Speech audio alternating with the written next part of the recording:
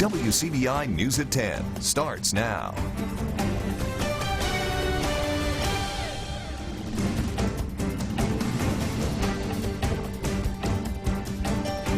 Thank you for joining us tonight. I'm Cash Matlock. A Eupora High School teacher accused of misconduct is no longer employed with the school district. Family members of an alleged victim tell WCBI News the teacher was paying for sexual favors. In a statement, Webster County Superintendent Brian Tyler Jones says on Thursday, Eupora High School administrators were made aware of alleged misconduct by an employee. Jones says an immediate investigation was initiated into the allegations.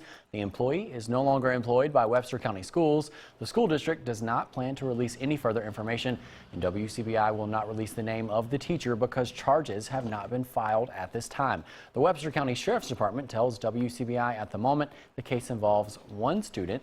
The Mississippi Bureau of Investigations is taking full control of the investigation. Well, business is brisk at Alan Jones Used Cars in Lowndes County, but the customers are calling and coming by for all the wrong reasons. They're looking for cars from a Facebook account apparently set and run by scammers. We talked to the owners about what they've experienced over the last few days. Our Andrea Self has the latest. The phones at Alan Jones Used Cars have not stopped ringing. Every 30 seconds the phone rings. We've had today over 500 to 600 phone calls. And people in the market for an automobile have been driving in droves. People are showing up from Birmingham, the coast, Matheson, all over. The problem is the recent boom in business is the result of a scam. Someone has created a Facebook page with the name AJ Used Cars Incorporated. The page advertises cars for sale at low prices. Cars that typically cost between $15,000 and $20,000 are being advertised for less than $2,500. People, if it's too good to be true, it's not true. Do not fall for, you cannot buy a $20,000 car for $5,000. It does not exist. All the information on the page is fake, except the listed address, 8316 Highway 12, Steens, Mississippi. That's not AJ Used Cars Incorporated address. It's Alan Jones Used Cars address located in Lowndes County. Do not give them your email or send them any money. It is a false. And we have nothing, Alan Jones Used Cars has nothing to do with AJ Used Cars. Jones says the scam artist is collecting down payments and payments to hold cars and then sending those buyers to his business. He's contacted local authorities and Facebook and says all he can do now is wait. And it's awful. It's an awful experience. We can't even run our business because of the phone ringing. And take those phone calls. Sir, it is a scam. We've got hundreds of phone calls about them. Do not give them your phone number or your email or send them any money. It's all a scam, sir. Thank you. Jones' only concern now, what happens this weekend at his car lot. The people are sending them down payments for cars, and they're telling people to come pick the cars up tomorrow. Well, people that come here to our lot that have paid these people a down payment and we don't have their car, they're not going to be real happy.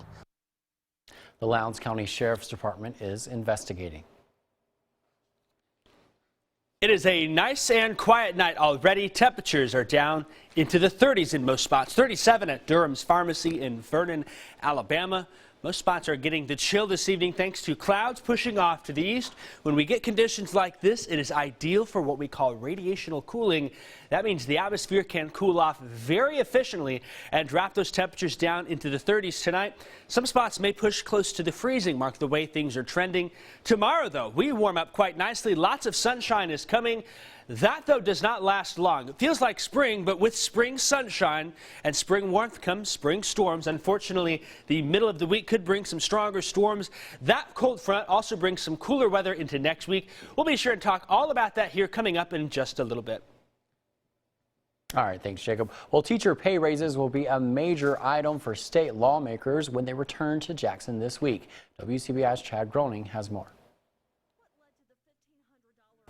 The Senate is proposing a $1,000 a year pay raise for teachers for the 2020-21 school year. Chad McMahon represents Senate District 6, which is Leonard-Wamba counties, and sits on the Education Committee. It's important to remember that a $1,000 a teacher pay raise equates to $52 million.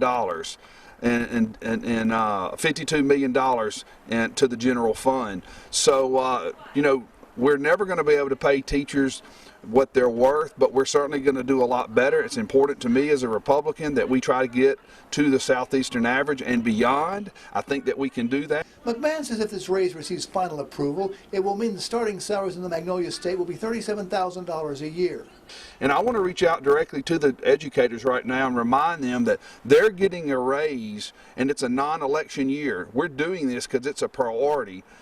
In the state Senate and in the House of Representatives. It's a priority for your legislature to be sure that our educators are receiving a fair compensation package. Randy Boyd represents House District 19 and sits on the House Education Committee. $1,000 this year will be an added incentive for people to go into education and do a good job in education. We've got some outstanding teachers in this state, and you can see from the results that we've shown for the last few years, our graduation rate is at or higher than the national average. When I started back 9 years ago, that wasn't the case. We were at least 12 points below, maybe 14 points below the national average in graduation rate. And Boyd says people outside the state are beginning to take notice. They talked about some of the things that we've done in education as being the Mississippi Miracle. And I think we're building on that. And I intend to see that we continue to grow that way. Anything I do down there, that's something we've got to do. We've got to get out of this stereotypical thing that the rest of the nation thinks about Mississippi, but we're better than that. Chad Groening, WCBI News. The 2020 legislative session is supposed to last until early May. Coming up, local restaurants prep for the big game. An inside look when we come back. Stay with us. This is a calm before the storm at Stagger Inn in the Starkville. The kitchen staff and servers are getting ready for the big game and big crowds that come with it. We always have food preps. Even on game days, we'll come in even 30 minutes earlier. So we got the restaurants like perfectly cleaned, everything's stocked up. We want to be like just as prepared. It could be crazier than we expect, so got to be prepared for everything. Bella Williams is a server at Stagger Inn. She knows that while some fans prefer to stay home and watch the game, others want to share in the excitement at their favorite sports bars. We have a ton of people that come and sit at the bar, grab some appetizers, watch the game. We even play the game on our speakers, so it's pretty crazy, it's pretty fun. While sports bars expect an increase in business on Super Bowl Sunday, casual dining restaurants typically get less traffic. Bryant Bean, a manager at Harvey's in Columbus, says that's been his experience. On Sunday, we'll expect a normal Sunday lunch for people coming in after church and everything like that. Sunday nights, typically in the restaurant business, are a little bit slower for the Super Bowl. But they're still prepping the kitchen and staffing the dining area to cater to their loyal customers. Promote our fresh ingredients, promote our food culture here, promote our bar that while it's not, like a sports bar, it's a nice bar where you can get a fresh made cocktail by our outstanding bartenders, enjoy the game in more of a calm atmosphere. Tyler Hull, WCBI News. We've got the first alert, get outside alert tomorrow. You want to spend as much time outdoors. The weather tomorrow, absolutely fantastic. Unfortunately, it doesn't last long. There's the chance for showers and thunderstorms. I'll tell you all about it coming up right here after the break. WCBI First Alert AccuWeather Forecast with meteorologist Jacob Dickey. It is a bit chilly out there already across the region. Temperatures in some spots are down into the middle 30s. Still, though, at 40 in Tupelo, down to 34 in Starkville. We have a clear sky and calming winds. They're very light, if at all, out of the south and west here. And with all of that here, not seeing anything on clouds and radar, what that means is the atmosphere is primed to be cool and drop things down into the middle 30s. Clouds have exited the area, and because of that, really a bit chilly tonight. Some spots may get close to freezing in places here. We'll watch and see what happens moving on forth, and that will be something we continue to monitor here. A little large here today. There we go. Figure that out. What we've got going on is across the region tonight, a clear sky. And then heading into tomorrow as well, a clear sky, which turns into lots of sunshine. A beautiful day coming for us here. Really about as great as we can get. We said go outside and spend as much time as you can. Fire up the grill, get outdoors, and go for a walk. Whatever you can. We do not get weather like this that often. Sunday will be a real treat for us here in the area. Temperatures climbing into the upper 60s and low 70s. South and west winds 5 to 10 miles an hour. Here's where we'll put the highs for the day. Up to 70 in Hamilton and in Smithville, 68 in New Holka, 69 in Velma and in Pittsburgh. I've got us at 68 in Baldwin. West Alabama, the same for us here. Mid to upper 60s with lots of sunshine. 66 in Kingville and in Ethelsville, 67 in Carrollton, and then into the Golden Triangle. 69 in Winston and in French Camp, 68 in Bellefontaine, Gore Springs getting up to 68, 69 in Brooksville. As we look ahead here on Sunday, overall lots of sunshine, no problems. Clouds will increase on Monday, and by Monday night some showers are expected to roll on in here. That will be ahead of a developing system that brings us the chance for some scattered showers and storms heading into Tuesday and Wednesday. Along that cold front will bring the best chance for perhaps some stronger storms. A little bit of uncertainty with how things play out here moving forth, but we'll time it generally thinking Tuesday just off to our west, maybe Tuesday night into some of our far northwestern counties. I think Wednesday, though, will be the day we have to watch. And then Thursday, things are well off to our east and out of here. We're on the backside. So big broad window here Tuesday evening to Wednesday night. We'll probably end up having to see at least a round of showers and storms. There's still uncertainty on track and intensity. Gusty winds and heavy rain would be the main threat. It is certain, though, that cold front clears on through by Thursday, dropping temperatures back down into the 50s. The weekend, can't rule out an isolated shower on Saturday. Big game over at the Humphrey Coliseum. Mississippi State playing host to Tennessee. A recap of this afternoon when we come back. WCBI Sports with Courtney Robb. The start of February marks the home stretch in college basketball. Now's the time to fight and claw and prove that your team deserves a spot in the big dance. The Mississippi State men, a huge opportunity to prove just that this afternoon. According to ESPN college basketball expert Joe Lenardi, if the Bulldogs can pull off the win, they're in. However, if they can't, then the Dogs are the first out. Let's get to Stark Vegas to find out. Guard Robert Woodard and MSU taking on the Vols, trying to add to that tournament resume. First half, 14 to go. Guard Tyson Carter finding forward Reggie Perry inside the slam. MSU ahead 13-6. Middle of the first half, guard Santiago Vescovi drives to the hoop, makes the reverse layup. Vols down to 13-11. Under 10 in the half, Vescovi comes off a screen, finds guard Yves Pons, cross court for three, knocks it down. MSU trails 19-17. Under 5 before the break, guard Nick Weatherspoon looking for an open man, finds guard DJ Stewart showing out for the two. MSU trailing 26-25 early in the second. Weatherspoon gets it down low to Perry.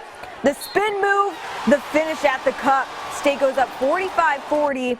Next possession, Vols turn. Guard Jalen Johnson on the offensive rebound. Kicks it out to Vescovi. Nylon.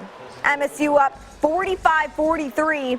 13 to go in the second. Weatherspoon driving, dish to Woodard, and the two-hand slam finish.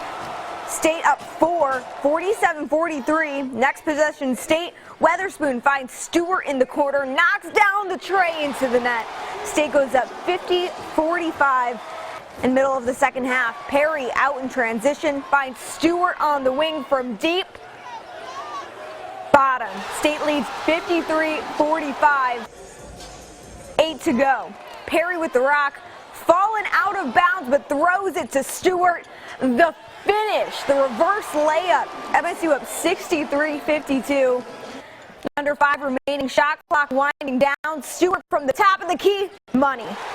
Stewart finishing with 20 points on the outing. State gets the victory in this one, 86-73. Remember how we talked about State's tournament chances earlier? Well, here's what MSU head coach Ben Howland had to say on the subject after the win. This was a huge win for us. I mean, Lenardi had us his first 4 out the last time I heard. We just got to keep taking care of our business here and one game at a time. We're, in a position here now where we got, the halfway point coming up Tuesday night against, the most talented team in our league and the toughest place to play in our league. So it's a great opportunity. There's a trend in conference play for Ole Miss men's basketball. That trend being that the Rebels keep losing and losing and losing. Some days it's the team shooting, others it's foul trouble, and a lot of it is just finishing games down the stretch. Being that we're midway through the season, at some point it just feels like, hey, something's got to give, right? Ole Miss hoping that the game against 22nd ranked LSU today would be just that. Let's get to Baton Rouge. The Rebels not off to a great start early in the second half. Guard Brian Tyree knocking down his first shot. He only had 9 in this game. LSU at 40-29. Guard Devontae Schuler, the standout, 5 to go and change, knocks down the long 2. LSU in the lead 65-47 still. 2.5 to go. Schuler for 3 buckets. Schuler finishing the game with a career high 28 points. The Rebels trailing 71-57. And a minute to go, forward Sammy Hunter pulling the spin J. The ranked Tigers too much for the Rebels. Ole Miss falls to 22nd ranked LSU 73-63. Rebels falling to 1-7 in SEC play. Ole Miss hosts South Carolina back at home on Wednesday. A pair of former Mississippi State Diamond Dogs passing down their tricks of the trade this afternoon. More on that when we come back after the break. Welcome back. Switching gears over to baseball. This morning in Madison, kids were given the chance to learn America's favorite pastime from some pretty good teachers. A pair of former Mississippi State stars, Tampa Bay Rays right fielder Hunter Renfroe, along with Brooklyn Cyclones outfielder Jake Mangum, serving as instructors for a hitting clinic hosted by the Mississippi Yankees youth team. The clinic welcoming kids from Mississippi, of course, however, also from Alabama and Louisiana. A good experience for the kids, also for Renfroe and Mangum, as they get to have a little bit of fun before beginning spring training next month. It's awesome, especially, when I grew up, we didn't have, a whole lot of select baseball going on. So it was kind of like we were just thrown to the wind and just kind of whoever we were as a baseball player, we were. And we just kind of grew as that way. But now these kids have, a lot of the guys to look up to. And it's always fun to come out and just have fun with the kids. Not long ago, I was in their shoes going to camps all I could and trying to soak up all the baseball information I could. And now, getting to teach these guys a little something I've learned over the years. It's awesome. I'm having a blast doing it. It's been a great experience so far, about halfway through. You guys having a good time? Yeah! It's going well so far.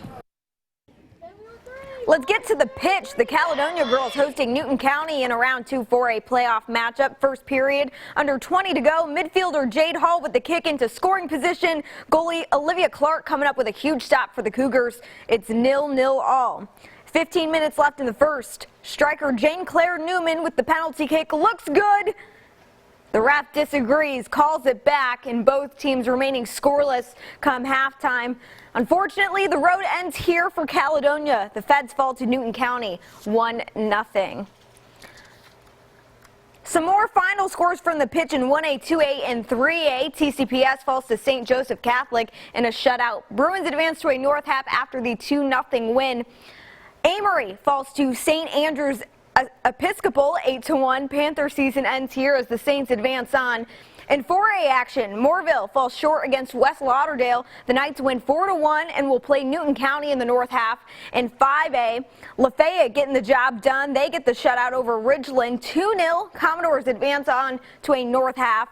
The Doors will play Saltillo. The Tigers shutting out Neshoba Central 6-0. Saltillo and Lafayette match up on the 4th at 6 p.m. That game will be at Saltillo.